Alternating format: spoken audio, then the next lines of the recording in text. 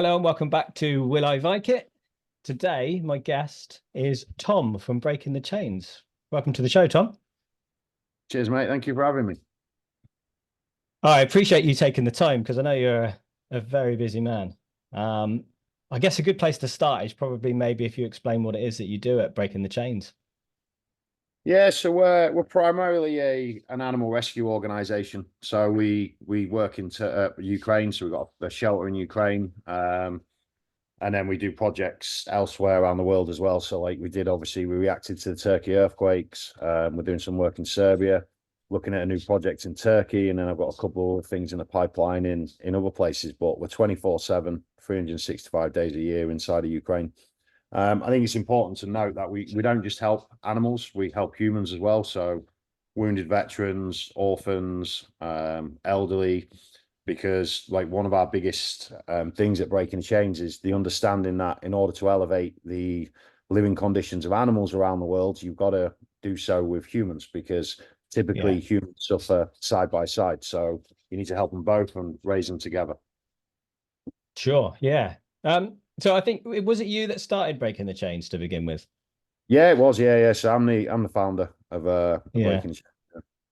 So what was your background prior to starting Breaking So the I was in the Chains? military. So I spent about 17 and a half years in the British Army, Yeah. medical charge with post-traumatic stress disorder, and that basically put me on my journey with animals. So I was actually helped by a dog during my dark moments, and then yeah, things just transpired and just led me down this road to where I am now.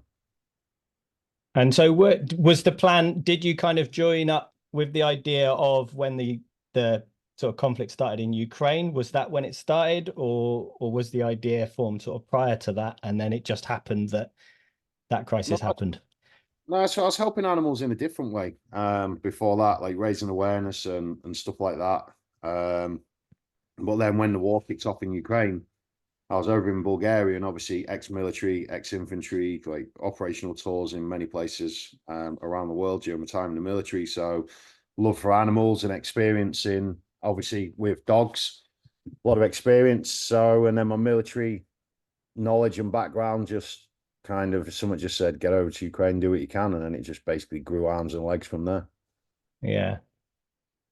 So how did you obviously needed to form a team that you trusted that could come in with you. So how did you go about putting together that team? Was it people you already knew? Well, I to start with, I didn't. I just kind of like winged it. So it's just me and my friend, me and my mate Steve. He's ex-military as well.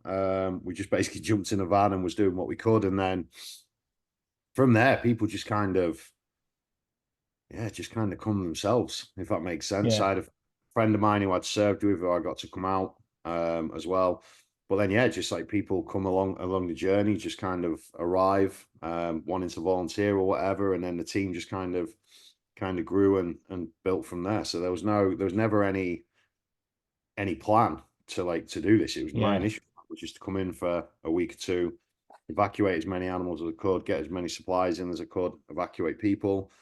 But then obviously I started seeing the bigger problems, the realms of what was happening with the war, and then wanted to put things in place to mitigate those problems, like housing for the animals that were evacuated was an issue. So build a shelter. So we built a shelter.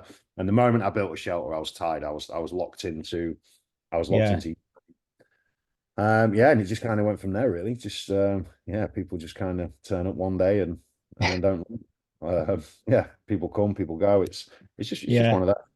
We've got a very unique sort of ethos and mentality at Breaking the Chains. So it takes like we have obviously volunteers that come out and stuff like that, but because of the amount of things that we do and the different avenues of things that we do, we're not just an animal rescue organization, if that makes sense. We're not just a shelter. There's many things that we do which all equate to helping animals in the long run, but it also entails helping people. So it's good. And Yeah. the mentality that our team members, our permanent team members possess is just formidable. And it needs to be in this world to truly make a difference. And you work quite a lot with other veterans as well, right? So do you have any particular success stories where people have come to you and they've sort of found that working with the animals has helped them? Yeah, I mean, well, so one of the things we do is we have a veterans rehabilitation program, and it's basically wounded Ukrainian veterans that have been wounded, obviously, in the course of the war. So you've got single amputees, double amputees, triple amputees. They're in the hospitals, and then they come to us for the day. We put them obviously with animals, and they get to interact with the animals, play with the animals, give them some educational elements and other things. But we just create like a safe, cool, relaxed environment for them, so they can get out of that hospital routine and obviously the darkness and the boredom of the hospitals, and they can just be themselves. We have Yeah. some therapy things that we put in place as well, not just the animals. And yeah, they absolutely love it. I mean, they're all coming back. We've constantly got other hospitals wanting to be involved, other organizations getting in touch with us, because what we do is really good and it's held within really high regard within inside of Ukraine. So yeah, so no, it's as far as success stories go, there's loads of them. I think pretty much anybody who comes to us that's a Yeah. military veteran gets a lot from coming. Yeah, there is something, isn't there, about kind of that animal therapy thing. I know even in sort of the UK, you get people that go into sort of retirement homes and stuff with animals, and you can really kind of see how it elevates people's mood, if nothing else. Yeah, and I mean the thing is that we're a bit different because like so obviously our dogs aren't therapy dogs, so like Yeah, something doesn't need to be qualified or standardized to class as therapy. Therapy can be anything. So like for instance, your therapy, which keeps your mental health good, could be your foraging, could be your yeah, reenactment, could be writing your book. It doesn't have to be like clinically trialed and proven to be therapeutic. It can be absolutely anything. And therapy dogs are great. Like standardized therapy dogs in like the UK, the US that go to hospitals and everything like that. But as a whole, visits like that don't really, yeah, it benefits the veterans a little bit because it brings a smile to the face and like, oh, this is nice, and they get to stroke a dog. But it's for them, it's you need to let them be themselves. And obviously, battle hardened soldiers are active. They want to play, they want to interact, they want to engage. And our dogs aren't specifically trained; they're all rescued from the front line. So yeah, they've been rescued, and many of them have been injured and have the same injuries as what these veterans do. So for them, it's not only is it therapeutic, but it's inspirational. It allows them to play with the dogs, interact with them, because the dogs have got their characters. It's not been trained out of them. They don't just sit there and stay there and just allow the veteran to stroke them. I mean, I could give them a teddy and they could do the same thing. So like we let our yeah, dogs be dogs, and that's what's truly unique and beautiful about it, interacting with the military veterans. Now, you couldn't use our dogs in the hospital, like with elderly people or with children, because they're too boisterous. Do you see where I'm coming from? So yeah, there's sure. for different elements of different animals. And we also take like I take my personal dogs to the local orphanage, so they can interact with children. So my two English bulldogs, and that's incredible. And I mean, of all the visitors that go there, these children, every single one of them knows the name of my dogs. So as soon as they walk in, they just start screaming and shouting them. I get messages from the staff like the kids want to know when you bring in Ronnie and Ice again, like, and it's no, it's amazing. It's incredible what animals do, especially when you educate people in their gifts and how to appropriately behave with them. You see a change in people, and it's marvelous. Yeah. So as far as the rescue work that you do, how and when do you decide that you're going to deploy to an area to rescue animals? So there's a lot of factors really. Current situation, the need, how desperate it is, the severity of the injured like animals, the quantity of animals. There's so many factors that we got to bear in mind. But the big issue and the big complication that we're facing at the moment is space. Yeah, So like when our shelter's full, we can't rescue any animals. We've got no space because we've got nowhere to put them. But also it's not just a case of having a place where you just bring animals in and you put them together, because you've got to have quarantine spaces. So when you rescue an animal from the front line, a lot of them, they're not spayed, they're not neutered, they're not vaccinated, they're not like they haven't been deparasited, so they've got flea, ticks, yeah, worms, they've got parasite-borne diseases, they've got other sicknesses that can be picked up from. So when we get them, we've got to put them into quarantine. yeah, While they obviously get deparasited, any illnesses get treated, any injuries get treated, they get vaccinated, and then once they've got a clean bill of health, then they move into our shelter. So, and then from the shelter, when they eventually find a home, they obviously get rehomed. So it's like a three-stage process. So Yeah. when our quarantine spaces are full, we can't rescue unless it's for another organization, because typically quite a lot as well. We conduct a lot of evacuations for other animal organizations, so or other people. So they'll ring us up and say, they'll contact us and go, look, this is really incredibly dangerous here. We need to relocate these animals. We can't do it. Can you guys go in and do it? We relocate them to here. So that for us is an absolute win-win, especially when you're talking like 100+ animals or whatever, and it's a Yeah. large evacuation. So yeah, so as far as when we decide and stuff like that, it all depends, to be honest with you. Yeah, the amount of dogs in Ukraine is just wild, and cats as well, especially ones that need help. So the biggest thing as well is what a lot of people don't realize is there's a lot of people staying in the conflict areas to look after animals in that area. So Yeah. elderly gentlemen, they stay behind so that they can look after the village animals. Now we can't evacuate every village's worth of animals from Ukraine. No one can. It's impossible. So what we need to do is we need to ensure we get enough supplies in there, not just for the animals, but for those that are caring for them, so that they can sustain and keep the animals alive and as healthy as possible. So that's another big thing that we do, as long with spraying and neutering and vaccinations to obviously stop the animals from breeding. Yeah, because I think it was this week, wasn't it, that you went somewhere where they had can't remember how many it was, but you had a bunch of horses that someone had stayed behind to look after. Yeah, so 27 horses. So we went over to the Yeah. front northeast where the Russian push is. We went there to get a load of supplies in for the animals, get a load of supplies in for the evacuated people that have been evacuated from like the very front, as well as into the villages at the front to get them some like human food, animal food, deparasiting stuff, so wormers, flea and tick treatment, and stuff like that. We actually rescued a kitten and two puppies as well, on that. But yeah, we came across, we was notified of a situation where there's 27 horses, abandoned in a village, close to the front line. So we're currently working on getting the food in for them to sustain them, as well as a plan to evacuate them. But there's a big legal element that comes into play because the owner of the animals fled to Russia. So because they're Okay. horses, if we just take them, it's classed as stealing. So we've got to get approval from the authorities in order to do it. So there's the whole legal mess that we've got to get around first. But the priority is to get food and medication in there to sustain them while we go through that process. Yeah, I never really considered the kind of legal implications of if someone's kind of abandoned animals as such. It kind of complicates things, doesn't it? Yeah, it does. And I mean, do you Mm. know what? It's because they're horses. Um, Dogs and cats, no one would care. If a dog or a cat gets abandoned, you just go in there, you take it, not a problem. Yeah. And no one's bothered. But because they're horses and there's 27 of them, obviously that's a lot of money. Yeah. So, yeah, Yeah. it's because the animals that they are. Mm.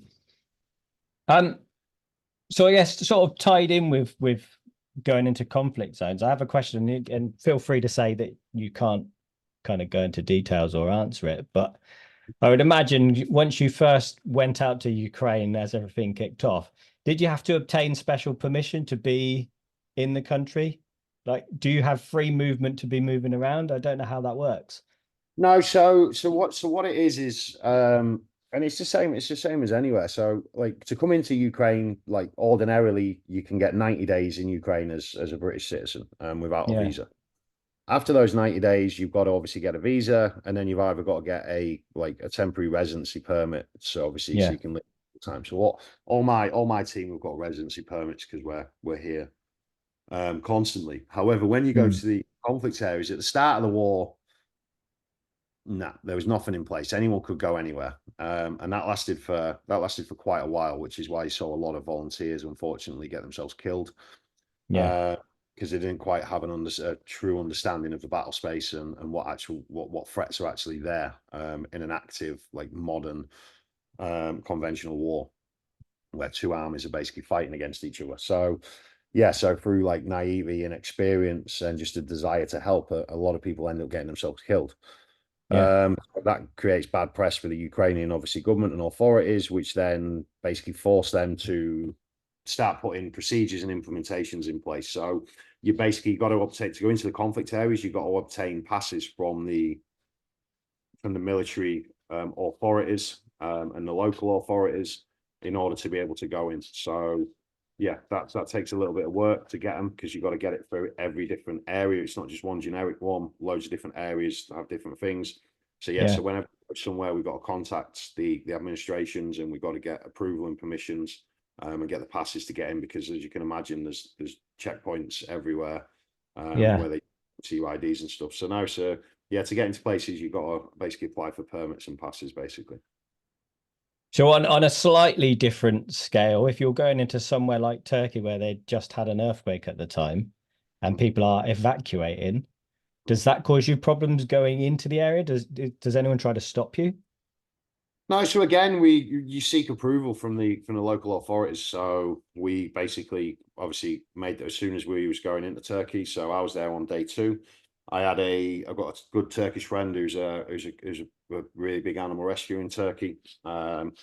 And basically, I made him aware I was coming, and I contacted the local authorities, told them obviously what my team was about, the qualifications we hold, yada yada yada, and basically sought permission to go in and operate and work there. And then when we was there in Turkey, we teamed up with a lot of different international urban search and rescue teams on a lot of different things regarding to saving humans and stuff. So nice, it was really good. But yeah, again, same stuff like that. You've got to get permission from the authorities to do it. Yeah. So this one's going back a little bit. I think this was early in the conflict, but I saw some pictures. I was going back through your Instagram. And you were involved to, as well as doing smaller things like cats and dogs, you've also rescued basically the entire Ukrainian zoo. Yeah, we've done a lot of larger animals, so to speak. So like we've done Yeah. like lions, bears, horses, like wolves, foxes. Pretty much we've done most land animals, to be fair. Yeah. We went into a zoo that was basically cut off by the Russians. They had no food, had no supplies, had no manpower for an entire zoo worth of animals. So we put a team in there to obviously to help keep the animals alive. So there was everything there. Lions, tigers, like giraffes, like you name it, it was there. So I think for around about 4 weeks we had a team in place there that was obviously maintaining and keeping those animals alive, which was great. But yeah, we've evacuated like many types of animals. Yeah. Yeah. It reminds me of a similar story years ago in the Baghdad conflict. The zoo got bombed and a lot of the lions and stuff escaped and were wandering the streets of Baghdad. There is a book, I read it a long time ago about it. But Yeah, kind of it's almost, I know that there's a lot going on when these things happen, but it is one of those things that almost gets forgotten, isn't it? That there are these animals and zoos and things that get pushed to the side sometimes. yeah. And I mean, well, this is so the interesting thing about Ukraine is Ukraine's probably the first war that animal welfare has been at the forefront of it. I mean, Yeah. there's always been, when there's been conflicts, there's always been people that have tried to help animals and stuff like that. But I think because obviously like the day and age that we're in, and all the animal rights activists and laws and the amount of animal rescues there are in the world now, it's never been at the forefront to the magnitude of what it is now, if that makes sense, inside of Ukraine. Yeah. So it's Yeah. absolutely huge. So any animals that need evacuating from places, they will get evacuated if it's possible to do so, and Yeah. if owner allows that to happen. Because in a lot of instances, the thing you struggle with evacuating larger game animals and stuff is the owners won't give them up, because it's their meal ticket. So they care about the Yeah. money, the animal, so they won't give them up. So when outside of cats and dogs, anything larger, you typically, your hardest battle is getting the owners to give you them and to sign that off, which is Yeah. an unfortunate place, and it takes ages and a lot of effort to convince them. And it can be an absolute nightmare. Yeah. So what's been, just maybe on a lighter note, what's been the biggest success rescue operation you've had in your time? You know what, mate? We've it but I get asked this a lot, and like I wouldn't say biggest success on any of them, to be honest with you. But like I wouldn't Yeah. classify one as more successful than another because I Yeah. don't I don't evaluate the life of one against another, if that makes sense. So Yeah, that's fair. I value every evacuation, be it a 6 week old kitten on its own or the 9 lions that we worked on. Like to me, there's no difference. Like at the end of the day, you're saving a life. Some of them Yeah. are obviously some of them look better and more prestige than others, if so to speak. If I that's suppose you what get more media coverage with a bunch of lions maybe than a But at the end kitten. of the day, Yeah. like a life's a life. So Yeah. it's if we save a life, it's a successful day, and that's what we measure it on is the lives that we can save and the lives that we can change. And Yeah. as long as we're doing that, it's successful, and we don't sort of like sit and look and go, oh, this was bigger and better than that because it doesn't make a difference. Yeah. Yeah. No, that makes sense. It's a bigger picture kind of thing. Yeah, and it's Yeah. about valuing lives equally. And like I Yeah. often get questions of like because some people like try and think with logic and reasoning, but not realizing that what they're saying is counterproductive, and what they're saying is actually why we've led to animals being abused and treated the way that they've been treated. And people always say to me like, why spend $2,000 on a surgery to fix that kitten's like paw when that $2,000 could save 10 lives? And then my response to that is always, I'm not going to measure one life against another. The moment I start Yeah. trying to God and decide who can and who can't live and who deserves to have a good life and who deserves to have a bad life, I then start becoming a part of the problem because I'm becoming desensitized to the value of life. Yeah. So we do everything and anything we possibly can for any animal. It doesn't matter about the cost. It doesn't matter about the risk. And with by maintaining that integrity, we've got the purity, and we can always sit and say that we're 100% pure for the animals, which is what we're about. Yeah. So yeah, we don't value, and I never will value a life over another. And nor will I sit there and go, I'm not going to save this kitten's leg because it means I can't save 5 animals tomorrow. Well, I'll deal with that problem tomorrow. For now, this is the life I need to save. Yeah. So we're currently, I don't know if you know this actually. So I'm in the process of adopting one of your dogs. Yeah, I know. Yeah, Lara. Lara. Yeah, that's right. Yes, yeah, Lara's. Were you involved with her rescue?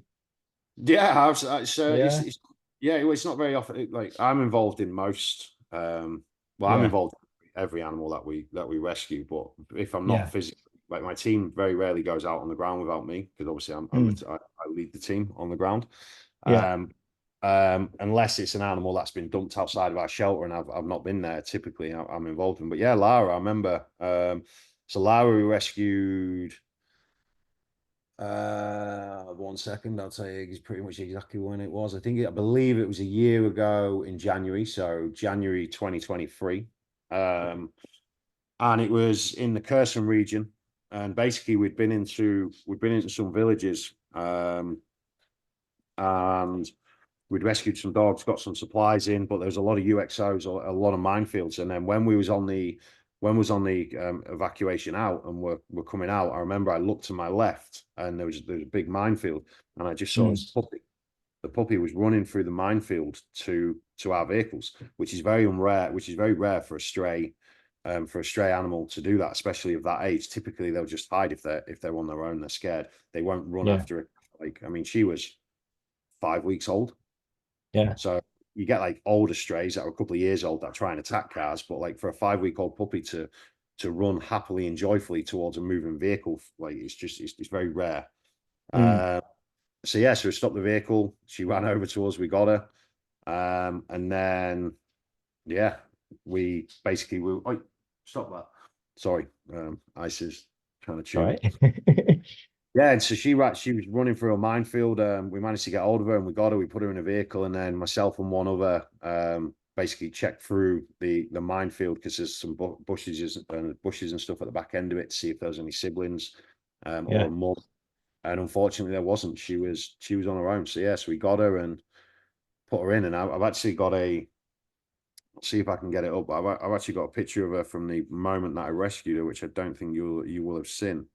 We put her in the front of the vehicle in the van while we searched for the rest of the dogs, and I just looked at it and I was like, "Oh shit, man, that's a cool picture."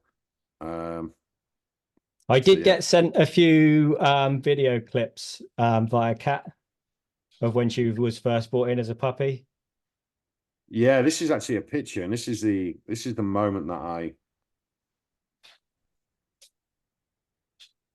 I got. I'm hoping I can find it for you. If not, I'll have to. If I can find it quickly, cool. If not, I'll just have to send you it. But yeah, she's a super cool dog. She's got a little character now. She's not the soft, sweet, and innocent uh, little one that she was when we first got her. She's got a little bit of attitude now. But Yeah, I think I I was told she was quite sassy, was the word that was yeah, used.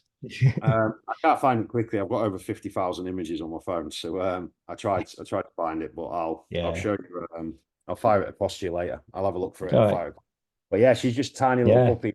She's curled up on the seat, but she's actually rested. One of my guys has got his jacket hung up on the chair, so it's and she just curled up on his jacket, but his patch is just above her, so it says like animal rescue, and then there's just her on the front seat. She must have been about that big. Oh, wow. But yeah, she's cool. She's a really good dog. She's got a bit of energy about her and stuff like that. She has got a bit of sassiness, but she's super sweet, and yeah, she's super Yeah. cool. You'll do well with Lara. She's beautiful. Yeah, I really look forward to meeting her. I've said this to Kat before. It's kind of odd at this point because she feels like she's my dog, but I've never even met her. Like Yeah, there feels like there's a connection already. It's kind yeah. of, Cool, man. yeah, It's the anticipation and excitement of yeah, obviously getting another living being to share your life with, isn't it, at the end of the day. And yeah, that's what's important. And clearly, you've got an active outdoor yeah, lifestyle, which will be great for her. Get to go out and enjoy all the things and stuff like that, and a little bit of extra training into her, and she'll be amazing, man. She'll be a super cool dog.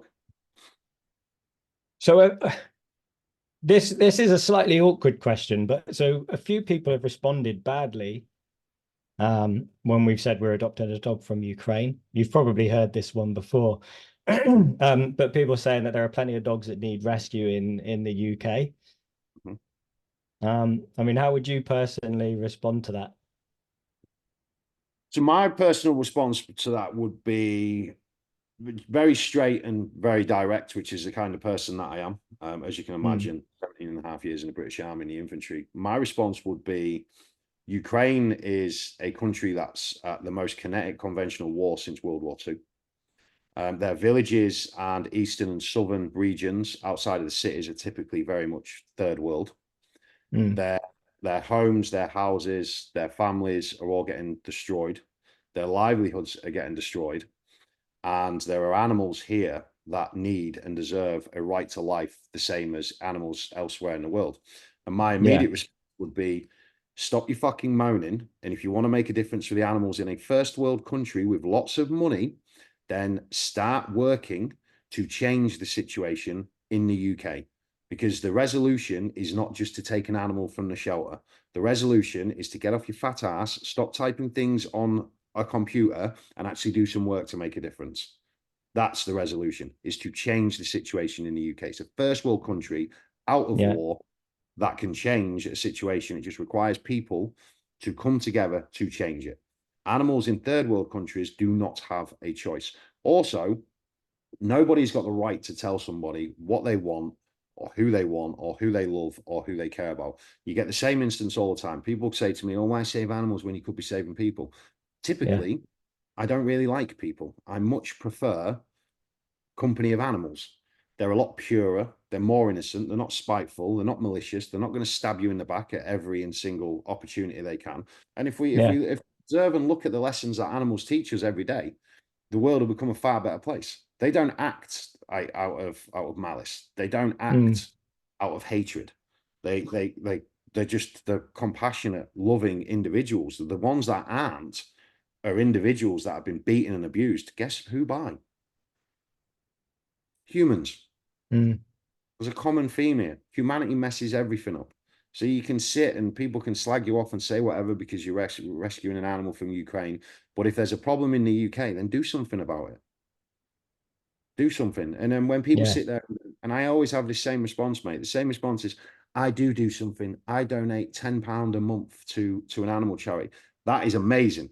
That is incredible. But that does not give you the right to sit there and think, ah, that's enough. I love animals, but that's enough to change the fate of animals. It's not enough to change the fate of animals at all. Mm. Do more. Volunteer. Give more time up. Because it's not like this, they don't work 24 hours a day, 7 days a week for their own Yeah. jobs so that they live and survive. They go out, they have time with friends, they have time with family, they do this, they do that. Everybody has a right to live their life how they want. I'm not saying that they don't, but what I'm saying is do not get on a high horse because you make donations or because you put stuff on social media and think that you are doing enough to change the fate of animals around the world, because you are not. Unless you're living and breathing it 24/7, you have no right to sit there and question anybody's integrity or anybody's work rate or desire to help an animal. Fact. Yeah. Yeah. A I bit did. hard, a bit blunt. No, Sorry. no. It makes me angry, mate. It makes it Yeah, really. no, I can Really. see. Absolutely. I think it comes back a little bit as well to what you were saying before about valuing a life and whether one's more valuable than another. Like to say to get one from the UK rather than the Ukraine is saying that those are more important than those. I mean, Yeah. dogs don't have nationalities either. So does it matter whether they're from Ukraine or England or doesn't matter? Well, no, it doesn't. And I mean, but it boils down to, but the thing is, as well, is like most people sit there and they have these things where they'll say stuff like, oh, like, you should rescue a dog from here. You're saying the same thing that like somebody shouldn't save a child from here because there are children that don't live the best of lives in the UK. The problem's the institutions. The problem's the lack of laws, the lack of respect legally, the lack of implementation of laws Yeah. across first world countries, and that's the problem. So people really want to make a difference. That's what you need to change, because if you don't change Mm, those, you don't start getting prosecutions and those laws getting put into place, it's not going to make a difference. Now the UK's yeah. animal rights laws and value of animals is far better than most around the world, and it's getting better, but there's a Yeah. lot of improvement that needs to be done. And people who sit and moan and complain, if they want resolution, and they want a solution, you've got to be part of the solution. You can't just sit there and hope everybody else does the work. Mm, It doesn't work like that. And like, if everybody can live their life however you want, support animals however you want, but don't sit and judge people, yeah. unless, like I said, you're 24/7 all day every day on the ground doing the hard work, putting it in and doing everything you possibly physically can, and putting your life aside so that you can help and facilitate the lives of others. Like, you have no right to judge. Yeah. So I have a couple of days ago, I hooked up on Zoom with Kat, Mhm. and I had a brief, I don't know how long it was, probably 10-15 minute chat about her experiences with breaking the chain. So at this point in the interview, what I'm going to do is cut across to that, Yeah. um, because I've also asked her the same question. So I'll cut across to that now and then we'll come back in. So Kat, welcome back to Will I Vike It for the third time, I think. Yeah, I think so. There's been a few. Yes, I think the last time you were on was back in September or October, wasn't it? Yeah, I think it was. I think we were having a bit of a catch up about the wild biome project that I'd just done, foraging in general, and what adventures lay ahead. Yes, which is why I've got you on now, was to talk about what you did next. I think you did mention it, actually, if I remember rightly. I think you'd sort of announced that you were going somewhere. Yeah, probably did. So I was really lucky. Last summer, I got a volunteer placement to help out with breaking the chains over in the Ukraine. And they're just this incredible organization that has been rescuing animals from all over the front line, from conflict zones, and they've been helping out in other countries as well, whether it's been in response to disasters or other issues. And yeah, it was quite an experience. So how did you first come across them? So I had actually sort of had Breaking the Chains on the periphery of my world for a little while, just following them on social media since things broke out in the Ukraine. And I'd been really, really impressed by how how dynamic they seem to be. They seem to, no matter what happened, they adapted so that they could continue saving lives and providing aid, no matter what was thrown in their way. But unfortunately, when they had their first lot of volunteering opportunities come up, I was caring for my dad at the time.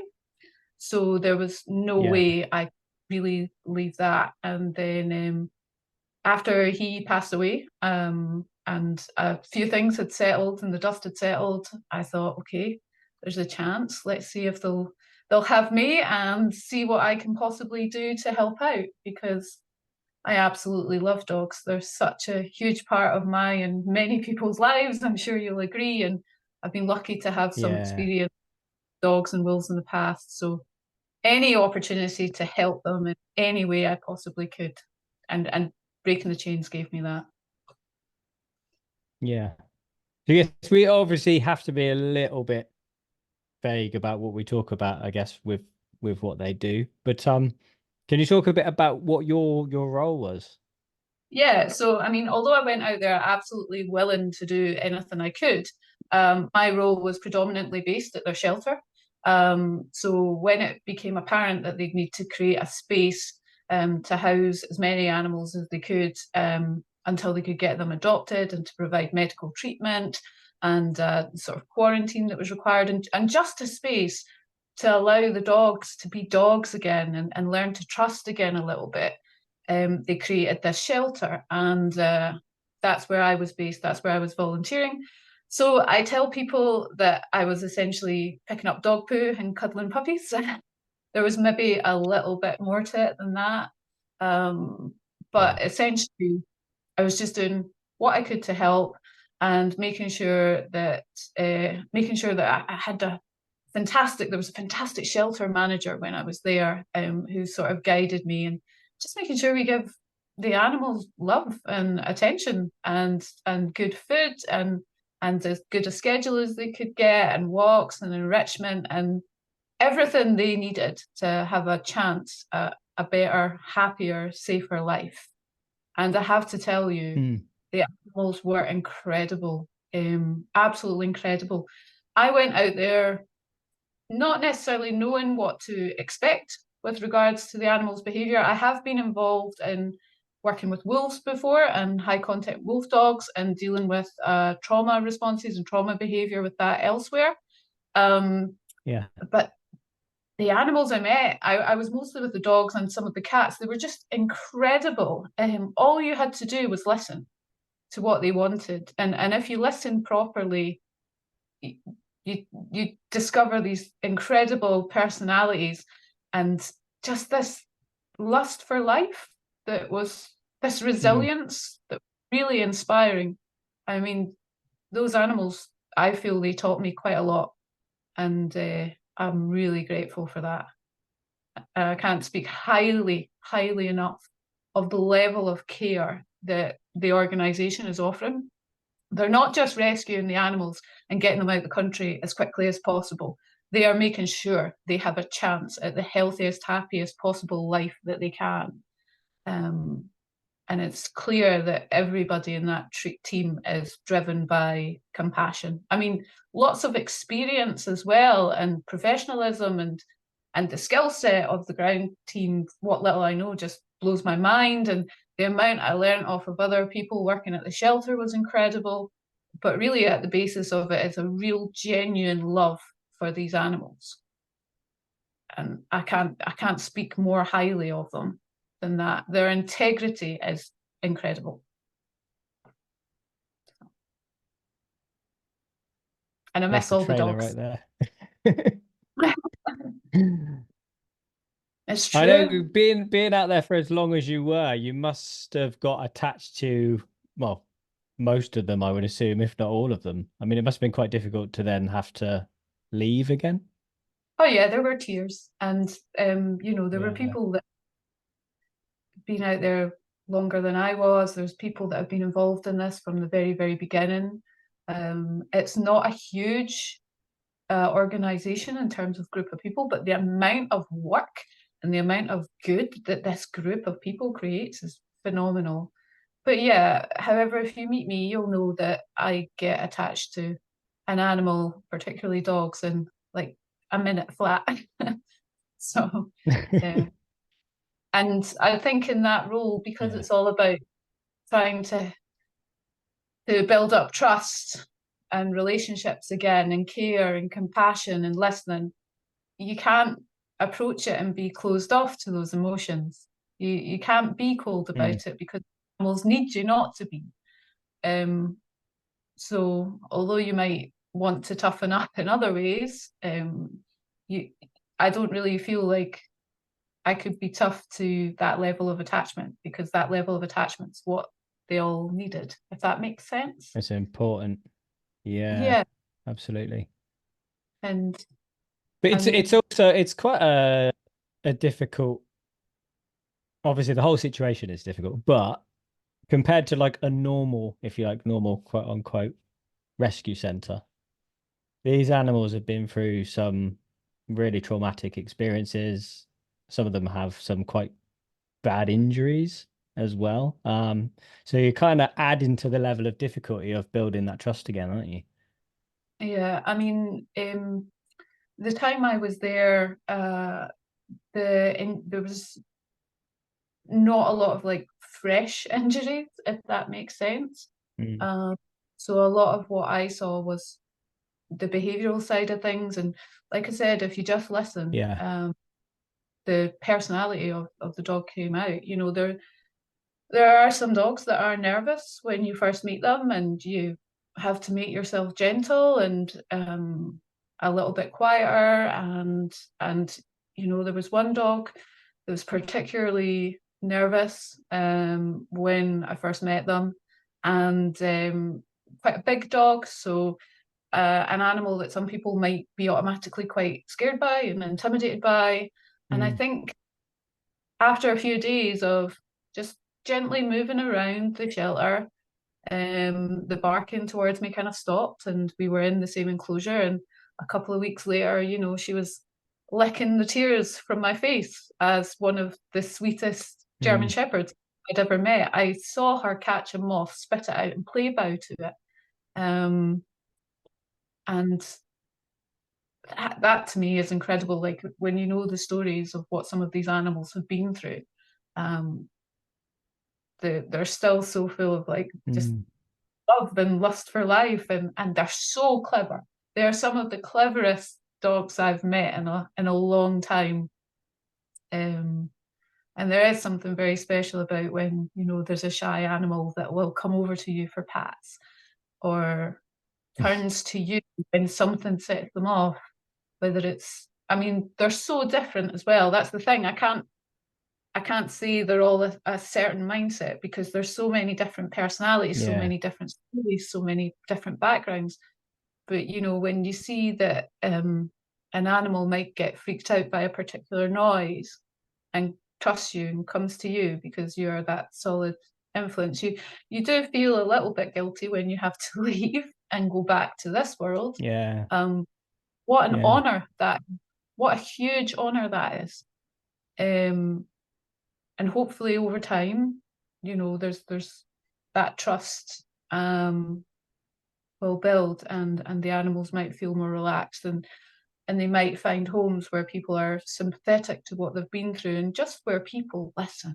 And I think that's all people need to do with these animals, is listen, and Mm. and they'll know what they need. They'll let you know what they don't like, what they're scared of, and they'll let you know them. And that's beautiful, I think. Yeah. See, I was gonna ask you whether, because we obviously we see these things on social media, but experiencing it firsthand, did it in any way change your opinion as to the work that Breaking the Chains are doing? It just absolutely reinforced what I kind of already thought about them.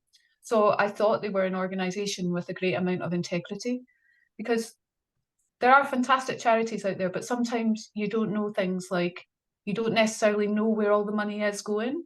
But when Yeah. I was working and living at the shelter, it was very clear where all the money was going, and all the money was going on the cause. It was going on the animals, and it was going on trying to get aid out and trying to get the ground team out and continue to work and do what they do.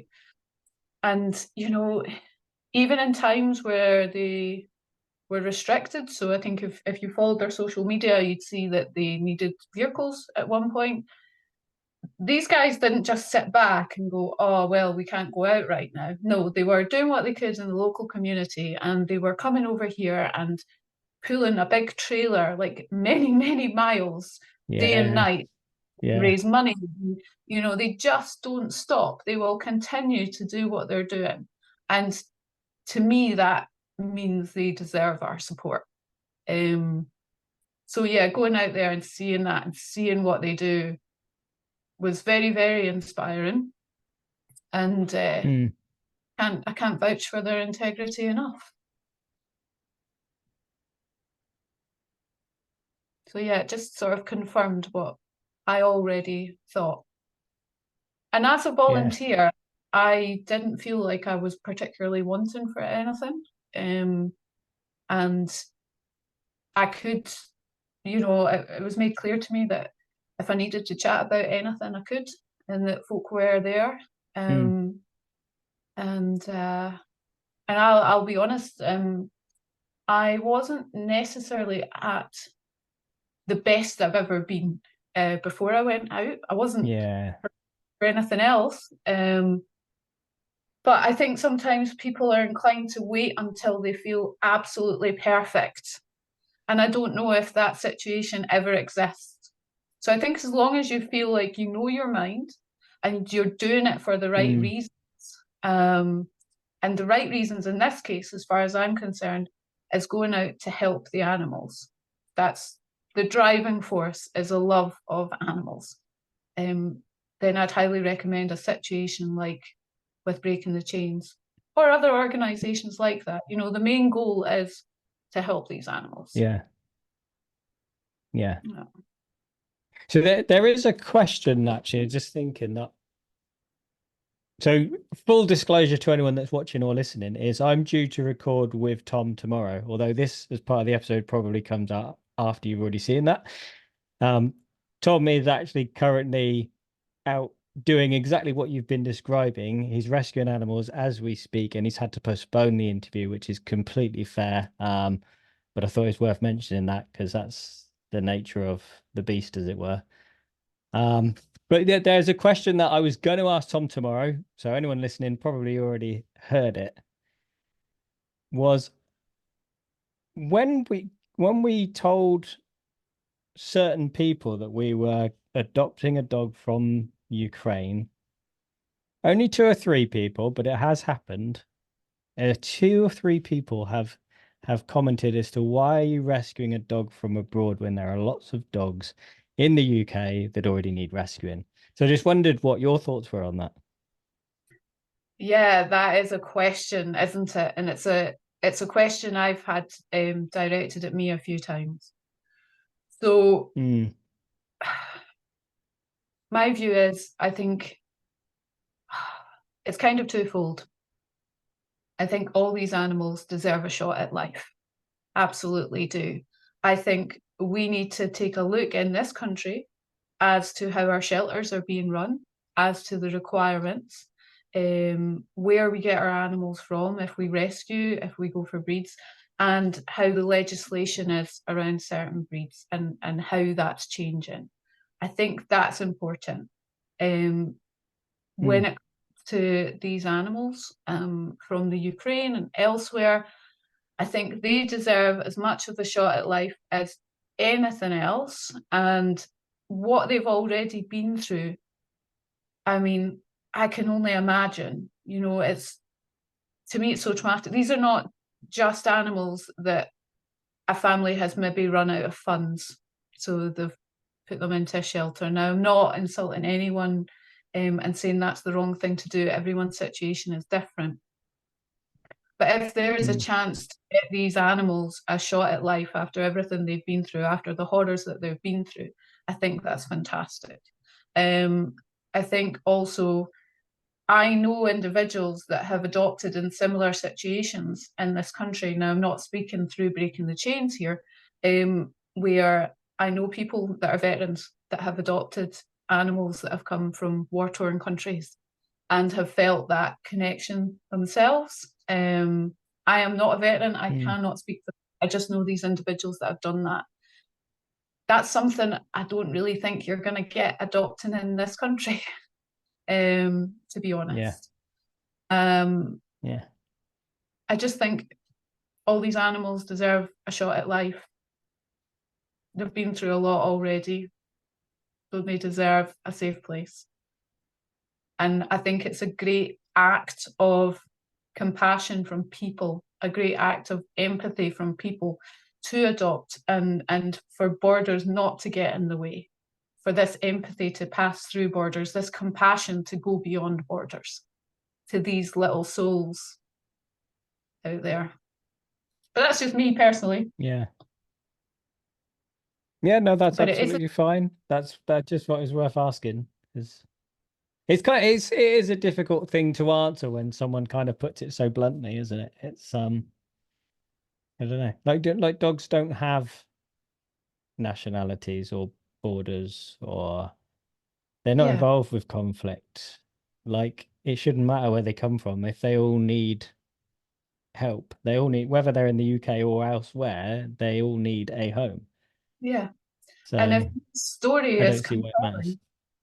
Yeah, if their story is compelling to you, if it reaches out to you, then that's really important and something to be embraced, I think. And I think it is a little bit of a sorry state of affairs that we live in a society where immediately it can become us versus them almost, and people are projecting that onto dogs and where they come from. Yeah. I don't think any animal should suffer, but I do think, part of that question is we need to look at how we're handling things in this country, so that question doesn't really come up. See what Tom says to me. Yeah. Better place to answer it. Yeah. Well, we'll see. It'd be interesting to see what he says. But yeah, it won't be tomorrow now, because as I say, he's had to postpone. So I'm not sure at this point when we're going to do it, but it'll happen. Yeah. But I must say, Kat, I am incredibly grateful, because I hadn't heard of Breaking the Chains until you brought them to my attention. And through that, we have ended up, we're in the process of, as you know, rescuing a dog through them. So grateful. It's weird because I've never met her. I only really know her through you, if you like, because you've met her. But I already, it's a really strange thing maybe to say, but I already feel like she's my dog. So I feel like my dog is in Ukraine. And I've never even met her. I just feel like there's this attachment already. So yeah, That's incredible. it's exciting. Honestly, I heard from you and about what was happening and who you were going for, and I just I see, I don't have the words to tell you how delighted I was. They're struggling out, but warmest feeling, and she is such a sweetheart, and she's really patient and friendly, and she's just an absolute wee love. And it's such a joyous thing to just know that she's going to an excellent family where she's going to be safe, and people are going to have loads of time for her, and she's going to be loved, and she's going to be your best pal. Yeah. And she can do the good work for promoting Breaking the Chains, because as we get about reenacting and stuff, she'll be with us. So she can be like we'll give her own little stand next to mine. That can be a little soapbox and a little speaker. Yeah. Maybe a little hat in front, collect some change for them. Yeah. Maybe a little bit of fun. Yeah. When she settles. Yeah. But no, really, really looking forward to actually meeting whenever it happens. As you know, it's difficult. It's going to take time. I've been in a very unusual situation where I have been lucky enough to meet animals that have been adopted over here that were there when I was volunteering and that I helped look after and get to know. And it's a real, it kind of, it blows my mind a little bit, you know, how lucky I am to see that story sort of come full circle and to think, you know, Yeah. okay, almost this time last year, we were talking about me going out there, and then you're getting a dog. Like, there's this beautiful Yeah. through it. Amazing. Yeah, we had considered it before, but our other dog that passed away not too long ago, he was okay with other dogs, but we had issues with a past dog, and we kind of thought wasn't ideal, so we left it. But because he passed away, it kind of right time, right place, you know. I was so sorry to Yeah, see. I know it's the hardest thing, but I'm yeah, really grateful that you're able to offer another dog a caring home.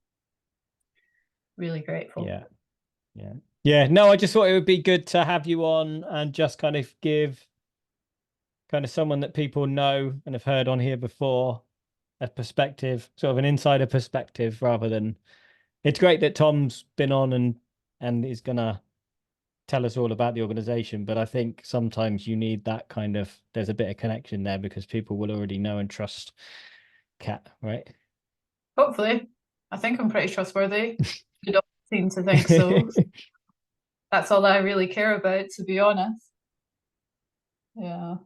When you see Yeah, when you see a wee dog in a wheelchair meeting someone else in a wheelchair, it kind of just blows your mind a little bit. And there's so much they've got to yeah, teach about resilience. So much. They're incredible. Absolutely incredible. I miss them a lot, and I'm looking forward to hopefully going out and seeing them again and seeing what I can do to help. yeah. I think that's a good note to end on. Okay. So thank you again for coming on the podcast. You're very welcome. With all the stress, obviously, with your job is a very high stress job. You're going into areas putting your life at risk to rescue animals and help people. So do you actually, when you have free time, other than when you're zooming to someone like me, what do you do to unwind?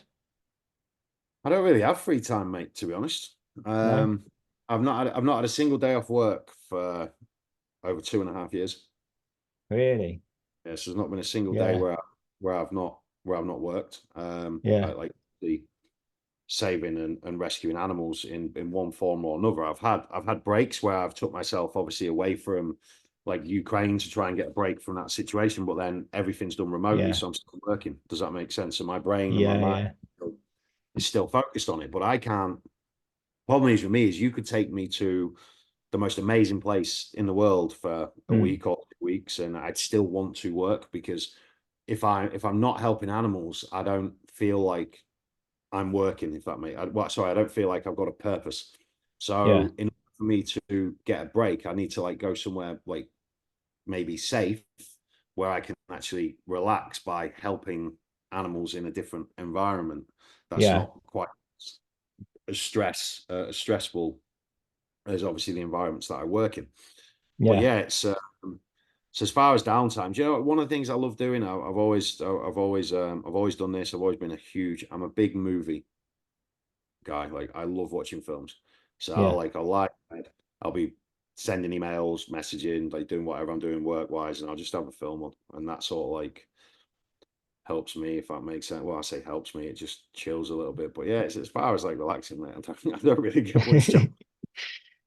Fair enough. Yeah. I mean, sort of judging from what I see online, I kind of assume that you're just busy all the time. I mean, in the last couple of weeks, you've been to what, Turkey, Serbia, you kind of all Yeah, over, everywhere, just man. constant. Yeah.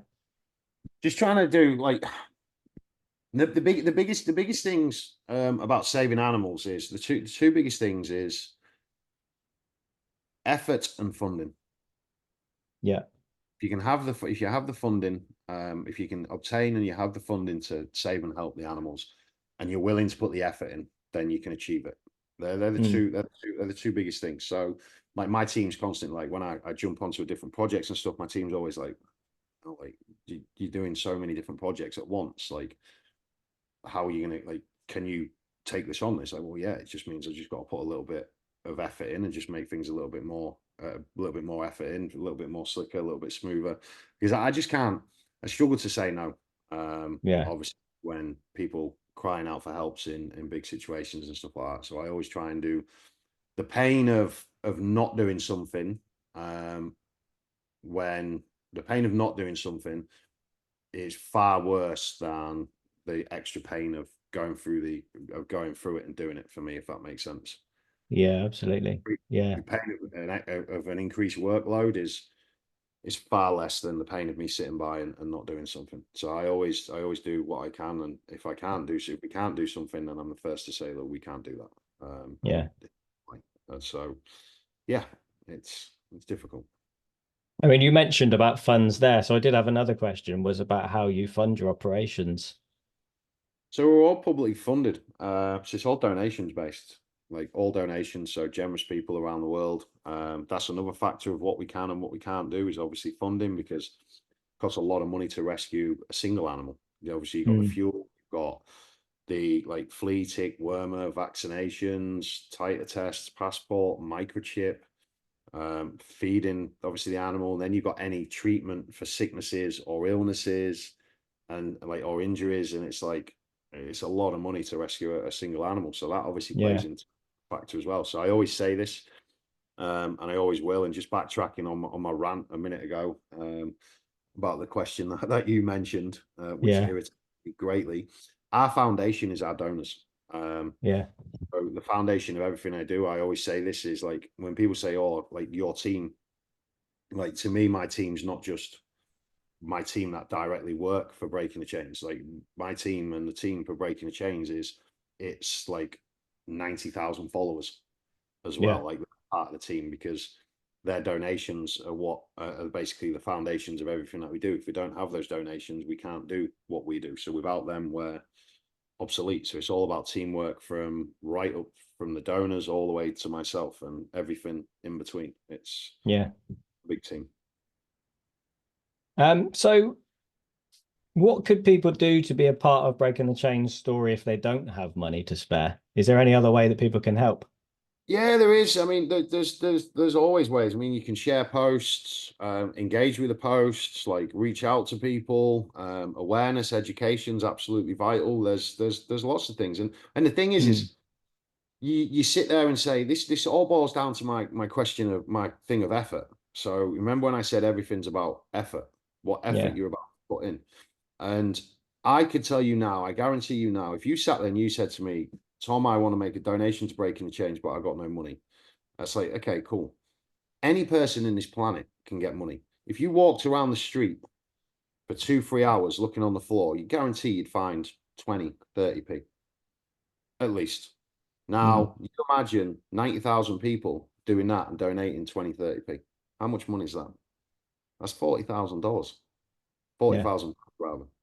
That's a lot of money. So it's all about the effort. So people sit there and people say, I've got no money to do this, I've got no funding to do that. Great. I get it. That's not a problem.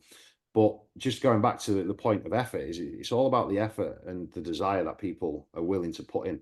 And this is the thing that I truly love about Breaking the Chains and the individuals that we've got working for us and that are a part of our team, is the effort that they will put in. It's that effort of, if we haven't got something, we will find it. If we can't do so, if we don't know how to do something, we'll learn how to do it. If somebody tells us it's impossible, it's only because it's not been done yet, and we'll prove them wrong by achieving it and showing them that it is possible. It's about having that desire of not sitting there and saying no. And it is possible. It is achievable. We can save that life. We can do this. I can do this. I've just got to put in more effort. And if we could get people to put in maximum effort to, obviously, for the animals around the world, the world would be a greater place, and a lot more animals would stop suffering. So it's about people's perspectives. And this isn't me slagging people off when people say, oh, I can't donate. That's not at all. I'm just saying that there's always a way. Yeah. you just gotta find that way. And I always say to people as well is, if you don't want to donate to Breaking the Chains, not a problem. Find a charity that you do want to donate to, a charity that you do want to support, because there are millions of them like us in the same position, that your contributions are the foundation of everything that they do, and they need your help and your support. So whether you like whether you're interested in helping children, you're interested in helping the elderly, you're interested in helping military veterans, you're interested in helping animals, it doesn't matter what you want to help and what you want to support. Just find something that you're passionate about. Find something you wanna make a difference in, no matter how big, no matter how small, and put some energy into it.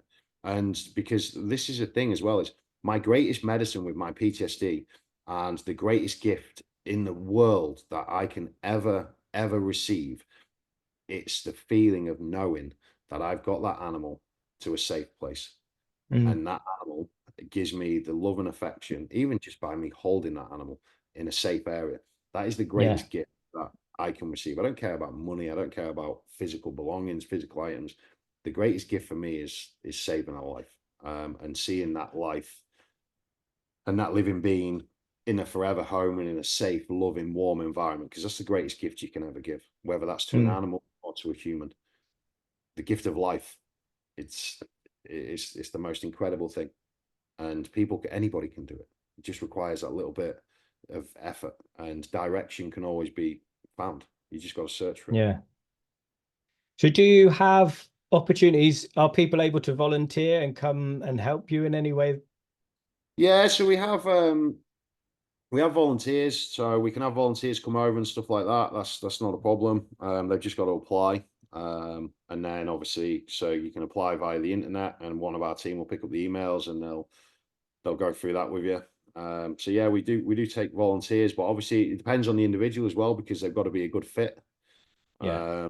And so it all depends on the individual. So they'll have an interview, and they'll go through an interview process and stuff like that. And if we think they're a good fit, then yeah, they can come over and volunteer. If we don't, it's nothing personal. It's just our team are a certain set of characters. They have certain beliefs, certain desires, certain passions, and we operate in a certain way, which is what makes us successful. And if somebody comes into the mix that obviously goes against that, then against that flow of water, so to speak, it causes issues. So it all depends on the individual. That's not me saying that person's a bad person. It's just mine at my ground team are all ex-military. So we have a certain type of banter, we have a certain type of humor that keeps us going and allows us to achieve what we do achieve. It keeps us safe. So if somebody's coming in and they're like, as to quote the word that people put all over social media nowadays, if they're a Karen or whatever it is people call them, then we're not interested, because they've got no place with us, because they'll mess up the flow of the way that we work. Yeah, sure. People volunteer, and the team's great. I mean, Kat's probably told you. I think Kat really enjoyed a visit. And then basically, if you come to us and you're 100% about the animals, and you're willing to work, and you just want to help the animals, and you're not bothered about yourself, it's all about the animals, you will fit in marvelously. We're just interested in people that come and go, oh yeah, I can't do that. I can't help that animal because I need to sit down for 5 minutes. And it's like, you want people that can graft. Yeah, it is. That's it's about working for the animals, and obviously pushing that boundaries out. And the thing is mate, we've got so many incredible volunteers. We've had so many incredible volunteers that have come out that are obviously, and they have that passion, they have that drive, and they always come back. And yeah, it's marvelous, incredible people. And it's people work in different ways, and this is the way that we work, with our mentality and our ethos. And as long as you're willing to graft, yeah, man, you're more than welcome. Just drop us an email.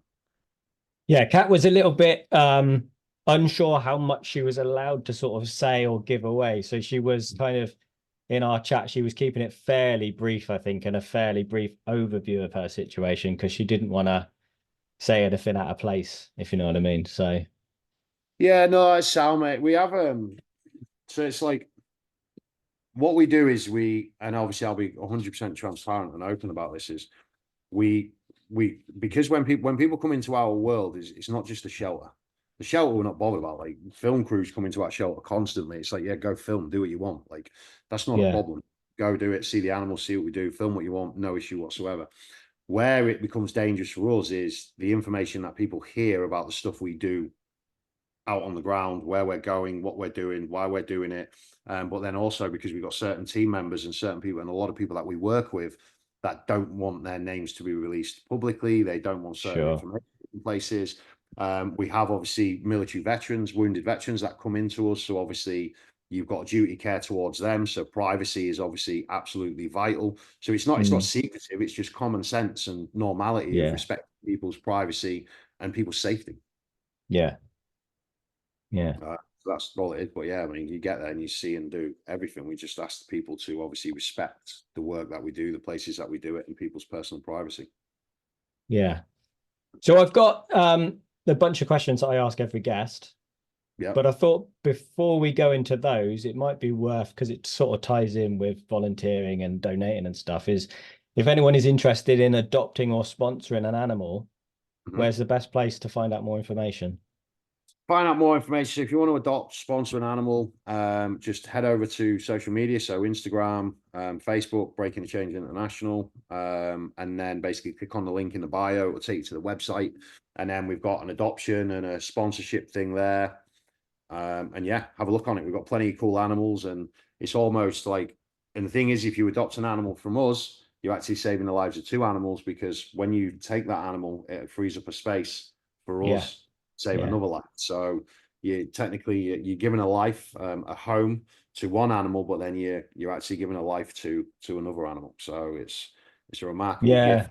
It's a good way of looking at it, actually. I never really thought of it that way. Yeah. Yeah, the one thing I will say is our adoption process is pretty rigid. So the interviews and the information and stuff, and if you don't meet those standards, that's not against you as an individual. And that's simply your lifestyle or whatever doesn't match what's required for these animals, because we need to make sure that we give them the best lives and the best homes that's possible. So just because somebody applies, it doesn't mean they're going to get a dog, because we might deem it not appropriate. Sense. Yeah. I mean, I've been through that process, so I've seen it from the other side. And having video calls and things to interview, and then even doing house checks and things like that as well, to make sure that our situation is suitable, particularly for the dog that we were interested in getting, or whether there might have been a more suitable dog for our lifestyle and where we live. Exactly. And there's no sense in saving an animal for that animal to be in distress again in 3-4 months' time when things don't work out. So when we save an animal, we make sure that we're responsible for it for the rest of its life. So we have agreements signed with adopters, and then basically if anything happens to the animal, i.e. the condition, the lifestyle or livelihood or whatever changes of the adopters, and they can no longer take care of the animal, be it cat, dog or whatever, then we'll step in and find it a new appropriate home or bring it back to us. So we've got to make sure when we save an animal that we ensure that it's set for life, not just going to be passed around. Yeah, I mean, that was important for us as well. We were quite clear with kind of our requirements to make sure that everything matched up. Even the fact we live by Salisbury Plain, not near, but it's near enough that you get planes flying over, helicopters, you get this sort of distant artillery fire and stuff. And so we were very clear, this is where we live. Is this going to be okay? We don't want to add trauma to a dog's life. Yeah, and I mean that's great. I mean, we've got some animals that have got triggers that are triggered by that because of what they've been through. Lara, you're okay with, though. She was, like I said, she was a tiny little pup. She's got no plan. So yeah, so you sound with Lara, she doesn't know anything about it. She's got no trauma based from that. So yeah, so she's a great dog, and like I said, with your active lifestyle, like she's cool. She's a character. You'll enjoy your time with her. Yeah. All right. So we'll go through these questions because I'm sure you've got other things to do. As you said, you're always busy. So we'll fire through these questions. Some of them you might find easier to answer than others, because I'm well aware that you don't necessarily know much about Viking Age food or anything. So don't worry too much. So the first one, probably going to be quite easy for you to answer, is if you had an unlimited budget, what would be your dream project? I'm Yeah. assuming you're already doing it. Change the world and save every animal. Yeah.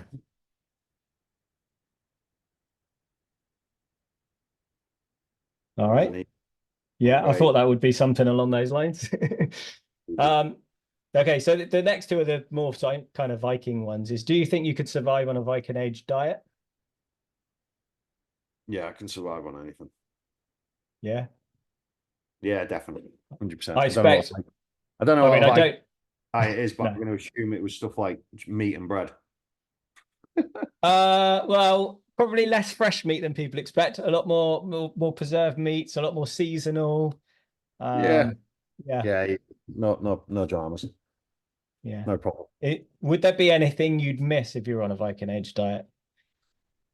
You often get answers like things like chocolate, coffee. Some people say more exotic things like tomatoes or chilies or Cola Zero, probably. yeah, Yeah, believe it or not, mate, that's a massive part of because a lot of places we go to, you kind of limited what you can get. There'll be some sort of like really low key sort of like market, if that makes sense, or whatever. And when I yeah. say that, it's just like a tiny little shop with like nothing in there, and it's just like so you pretty much live off Cola Zero and bread in a You lot of should places. reach out and see if they'll sponsor you. You could like get supplies of Cola Zero. Well, yeah, Cola Zero. I'd say I'll probably miss Cola Zero. All right. What's the weirdest thing in your kitchen? Weirdest thing in my kitchen. Well, food wise, Could be food wise. I've had all sorts of answers for this one. weirdest thing in my kitchen. It's an odd question. It does have a backstory. I don't even know what I've got in the kitchen. Hold on, let me have a look. I'll tell you. He's Have a off look to at the kitchen. what's the weirdest thing in my kitchen. I'm trying to, because obviously this is my place in Ukraine where I live in Ukraine. I'd probably Yeah. say the weirdest thing in my kitchen is the weirdest thermometer. I don't know, mate. There's my No, kitchen. looks pretty standard to me. Yeah, there's nothing particularly weird in there. No. Nah, just yeah, I was trying to think. I've got a lot of whiskey. Yeah. Not that I drink it. We very rarely drink. I mean, I've had these bottles for yonks. Yeah. But yeah, I'd probably say like, just looking, just the thermometer. I don't know, like yeah, it's not weird in there, dude. When we finished, I'll explain to you quickly where that question came from because there is a Yeah. reason. All right. What's the worst food or drink you've ever eaten? Worst food or drink I've ever eaten. Oh, that's a tough. I hate Brussels sprouts. Yeah. Hate Brussels sprouts. I don't do spicy either. So I'd probably say Hmm. the food, the worst food is like for me is like spicy food. I just don't see the point in it. Why eat something that's giving you like pain at the same time? I don't take enjoyment from that whatsoever. Like it's just to me, it's just like eat the same food just without spices. But that's my opinion. So I'd Yeah. probably say spices or Yeah. Brussels sprouts. Okay. What's the most memorable meal you've ever had? Most memorable meal I've ever had. Oh, my mouth's watering now at the thought of this. I'll tell you what. I went to Gordon Ramsay's burger joint in Vegas. Yeah. So I went there and I had like sweet potato fries and like a Gordon Ramsay burger. And it was just, yeah, everything about it was just incredible. Like the portion was perfect, the taste was amazing. So I'd probably say that was probably the most memorable good meal I've ever had. Yeah. Memorable bad meal I've ever had was probably I went to one of those. This was like years ago. But we went to one of those. You know, those places where you get like them posh places where you have like 11 little meal things. Oh Like, yeah. Yeah. and I was like there for like 3.5, 4 hours, and Yeah. like you got this 11-course meal, and it sounds like yeah, man, you're gonna be cool. Ate that, walked out and got a kebab. Starving, absolutely Yeah. starving, complete waste of money, complete waste of time. Like to me, food is fuel. Yeah. So it's like, so I don't like, so I very rarely eat a meal because I think, oh yeah, like I'd really like to sit down and have a nice meal. It's like I've got to eat because I've got to work. Yeah. So it's like a big part of mine's because of obviously the lifestyle I have and how busy we are. Is like I don't see food as an enjoyment. I see it as a fuel, a necessity. At the moment, in time, things will calm down and I can actually go and enjoy a nice meal. But that's basically my view on food. All right. The very last question is a hypothetical one. So you've died and your family and friends are preparing your grave goods. What food and drink do you get to take to the feast in Valhalla? Well, I'd probably say drink. I'd say Old Smoky whiskey. Yeah. That's basically Old Smoky. Absolutely love it. It's like flavored whiskey, and it's brewed in America, and you can like typically only buy it in America. Absolutely incredible. They do moonshine as well, but I think in Valhalla they'll get a kick out of Old Smoky. So so I'll take Old Smoky, and then food. I'd probably take them different flavored jelly beans where you've got the good ones and the bad ones. Yeah. Where obviously it's a horrible taste, like sweaty socks or like fart or whatever, but then it's cool, that's a nice taste. I'll probably get that just to have a kick out of playing that game.